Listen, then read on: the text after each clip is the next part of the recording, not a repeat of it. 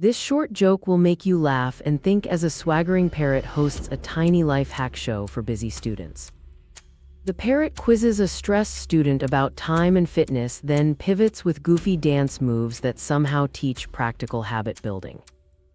Nasruddin Hodja slips in a turkey-inspired bit about a self-filling pot that mirrors how small daily choices fill our futures.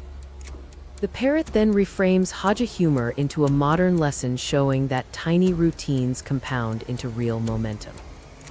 Viewers are invited to answer, what lesson do you take from this joke to guide your own day and growth?